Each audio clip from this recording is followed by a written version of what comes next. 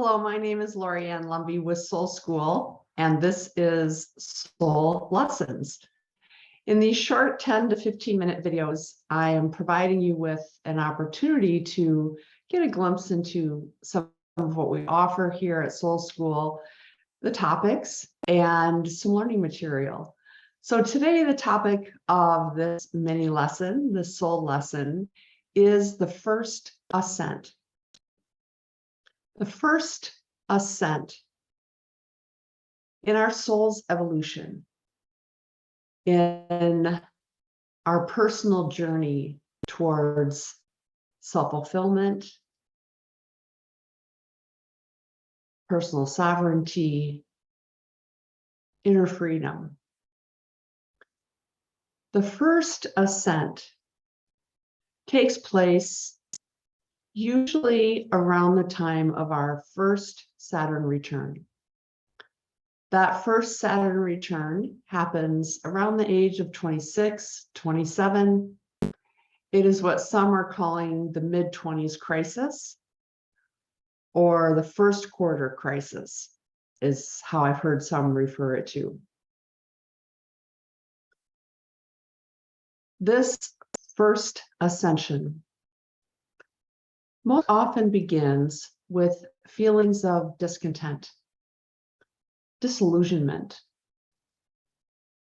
frustration, boredom, impatience. The creeping feeling that there must be more to life than what we're currently experiencing. This is the stage in our developmental journey where many of us have taken our first steps towards a career. Perhaps we have completed college or trade school, and we've been in the job field for a year or two. Maybe we went directly into the job market after high school, and we find ourselves dissatisfied, frustrated, disillusioned. All of those questions and all of those feelings are signs, symptoms, and symbols for our soul, our true self, in its invitation, in its calling to seek out its fulfillment. That first ascent begins with those feelings of discontent, disillusionment, frustration, etc. And those feelings prompt within us a search. For some, that search begins by exploring other fields, other professions, going back to pursue further education, job changing. I know I personally had 5 or 6 jobs before that first ascent stage in my own journey.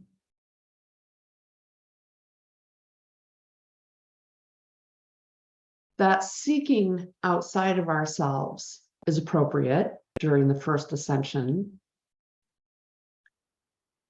as that seeking is trying to guide, trying to lead us towards what in our lives will truly give us a sense of fulfillment. What can we be doing in our lives that will give us a sense of purpose and meaning? We begin to ask ourselves, what feels life-giving to me and what does not? What are my gifts? What is my calling? That external search begins to creep into the questions of the transcendent, the eternal questions of the human condition. Is there meaning in life? Is there purpose? Is this all just chaotic and random? Is there a plan? As we embark upon that search, and as we allow ourselves to become open to how that search is propelling us or compelling us, we might begin to experience synchronicities in our lives. People, opportunities, invitations that seem to come forth out of nothing. Guides along the journey. People that point us in a direction that might lead us to soul. People delivering a message that might resonate as truth within us. We might find a book or hear a speaker or have an opportunity to attend a group. And within that, we begin to hear the echoes of that soul's longing, that soul's calling.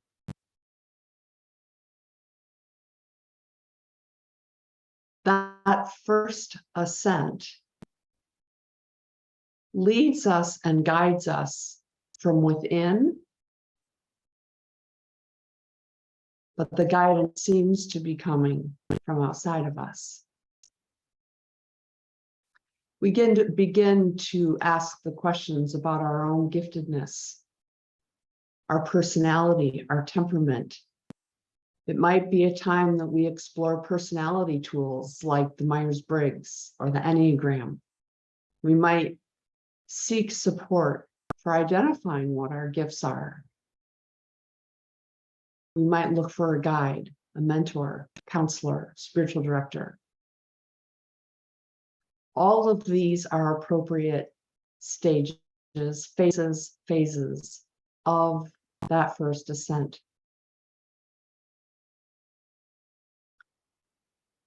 You will know that you are being called by that first ascent because it will nag you. It will nag you, it will haunt you, it will confront you and challenge you. And ultimately, it is leading you to the ultimate fulfillment of that first ascent, which is what the ancients have called union. We might think of that first ascent as a climb up a ladder that is taking us ultimately to our highest truth, ultimately to the source of that highest truth. Each and every one of us will have our own name, understanding, comprehension of what that source is. Some might call it God, or presence,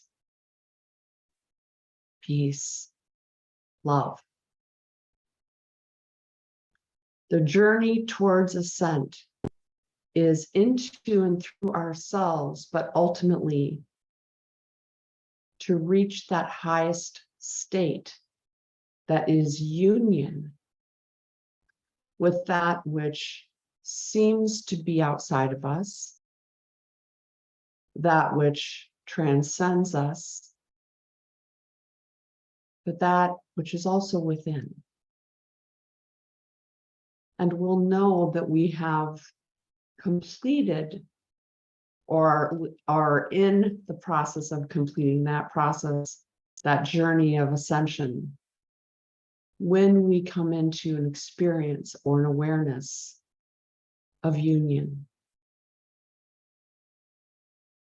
where we find ourselves in an indescribable experience of peace, of joy, contentment. It's what some writers have called the peace that surpasses all understanding. To some, it is an experience of love beyond imagining. Some describe it as ecstasy. Some experience it as a bright, indescribable light. And within that light, all separation falls away, and we find ourselves in a state of pure oneness.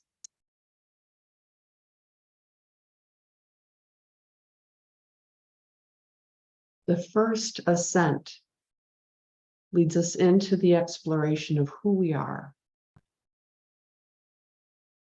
It leads us through a process of discovery, uncovering our gifts, our uniqueness, what our calling might be in this life.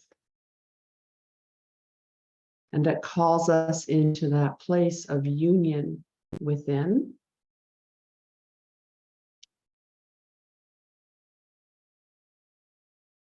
and it guides us into a place of peace.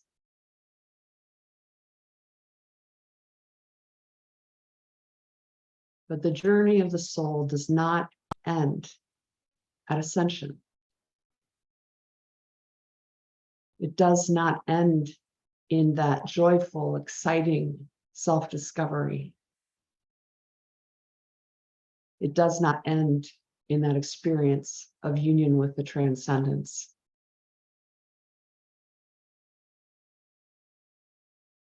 The journey of ascension is just the beginning.